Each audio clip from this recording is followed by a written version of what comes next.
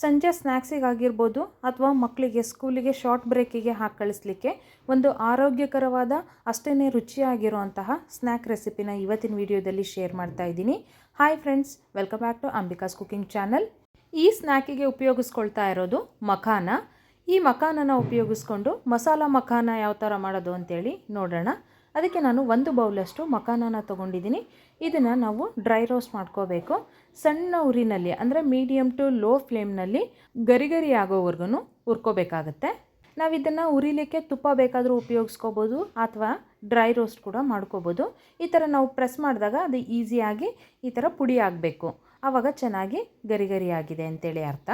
ಇವಾಗ ಇದನ್ನು ಒಂದು ಪ್ಲೇಟಿಗೆ ಟ್ರಾನ್ಸ್ಫರ್ ಮಾಡಿಕೊಂಡು ಅದೇ ಬಾಣಲೆನಲ್ಲೇ ಅದಕ್ಕೆ ಮಸಾಲಾನ ರೆಡಿ ಮಾಡ್ಕೊಳ್ಳೋಣ.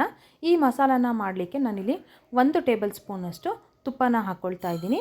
ತುಪ್ಪ ಕರಗಿದ ನಂತರ ಇದನ್ನು ಲೋ ಫ್ಲೇಮ್ನಲ್ಲಿ ಇಟ್ಕೊಂಡೇ ನಾವು ಮಸಾಲೆಗಳನ್ನು ಹಾಕಬೇಕು, ಇಲ್ಲಾಂದರೆ ಎಲ್ಲ ಸೀದು ಹೋಗಿಬಿಡುತ್ತೆ.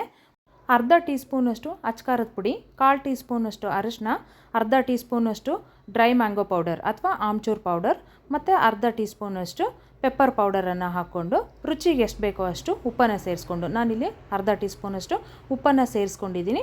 ಅದನ್ನು ಚೆನ್ನಾಗಿ ತುಪ್ಪದಲ್ಲಿ 10 ರಿಂದ 15 ಸೆಕೆಂಡು ಹುರ್ಕೋಬೇಕು. ಹುರ್ಕೊಂಡ ನಂತರ ಹುರಿದು ತೆಗೆದಿಟ್ಕೊಂಡಿದ್ವಲ್ವ ಮಖಾನ, ಅದನ್ನು ಹಾಕ್ಕೊಂಡು ಚೆನ್ನಾಗೊಮ್ಮೆ ಮಿಕ್ಸ್ ಮಾಡ್ಕೋಬೇಕು. ಮಸಾಲ ಪೌಡರ್ಗಳನ್ನು ಇವನ್ನೇ ಹಾಕಬೇಕು ಅಂತೇನಿಲ್ಲ. ಆಮ್ಚೂರ್ ಪೌಡ್ರ್ ಬದಲಾಗಿ ನಾವು ಚಾಟ್ ಮಸಾಲ ಉಪಯೋಗಿಸ್ಕೋಬೋದು, ಜೀರಾ ಪೌಡರ್ ಕೂಡ ಹಾಕ್ಬೋದು, ಅದು ಕೂಡ ರುಚಿ ಚೆನ್ನಾಗಿರುತ್ತೆ. ನೋಡಿದ್ರಲ್ವಾ ಈ ಹೆಲ್ದಿ ಸ್ನ್ಯಾಕ್ ರೆಸಿಪಿ ಯಾವ ಥರ ಮಾಡೋದು ಅಂತೇಳಿ. ಈ ವಿಡಿಯೋ ನಿಮಗೆ ಇಷ್ಟ ಆಗಿದ್ರೆ ಲೈಕ್ ಮಾಡಿ, ಶೇರ್ ಮಾಡಿ, ಹಾಗೆ ನನ್ನ ಚಾನಲನ್ನು ಸಬ್ಸ್ಕ್ರೈಬ್ ಮಾಡಿ. Thank you for watching this video. ಮತ್ತೆ ಇನ್ನೊಂದು ಹೊಸ ರೆಸಿಪಿಯೊಂದಿಗೆ ಸಿಗ್ತೀನಿ.